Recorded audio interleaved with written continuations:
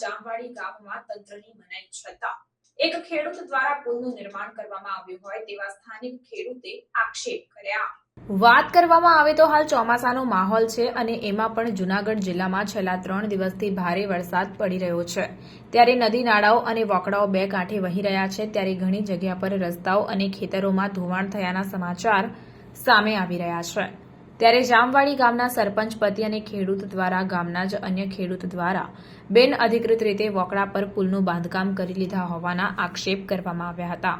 સાથે જણાવ્યું કે આ પુલ 1 મીટરનો બેઠો પુલ બાંધવાનું બાંધકામ કરનાર ખેડૂત દ્વારા મૌખિક સહમતિ સાથે કહેવામાં આવ્યું હતું, પરંતુ પુલનું બાંધકામ કરનાર ખેડૂત માથાભારે હોય અને તેમણે તંત્રના હુકમનો અનાદર કરી અને આ પુલ 12 ફૂટ ઊંચો બનાવ્યો છે। વળી પુલમાં ગેપ મૂકવામાં આવ્યો છે, તે સાંકડો છે, જેથી યોગ્ય માત્રામાં પાણી નીકળી શકતું નથી અને તેના કારણે આસપાસના ખેડૂતોને વાડીએ અવરજવર માટેના રસ્તાઓ પણ ધોવાઈ ગયા છે। વળી ખેતરો ધોવાઈ જાય તેવી સંભાવના છે। ત્યારે વહેલી તકે તંત્ર દ્વારા પગલાં લેવામાં આવે, નહીંતર ના છૂટકે આંદોલન કરવાની ફરજ પડશે, તેમ અરજદારે જણાવ્યું હતું।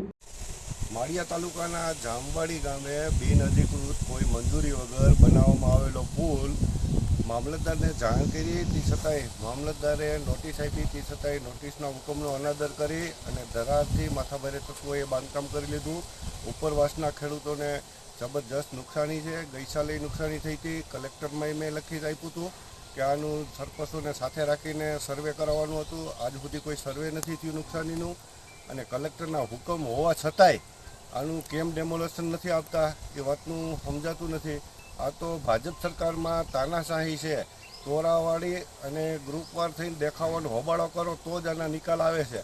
બાકી અરજી કરવાથી કે સ્વૈચ્છિક રીતે જાણ કરવાથી કે કોઈ આના નિકાલ આવતા નથી। આજ અત્યારે અમારે 20 થી 25 ખેડૂતની એવી પરેશાની છે કે એ ખેતરે જઈ પણ નથી શકતા અને સમસ્યા મોટી છે। આનો નિકાલ તાત્કાલિક આવે અને નહીં નિકાલ આવે તો અમે ગાંધીજી માર્ગે આંદોલન કરશું અને ઉગ્ર દેખાવો કરશું।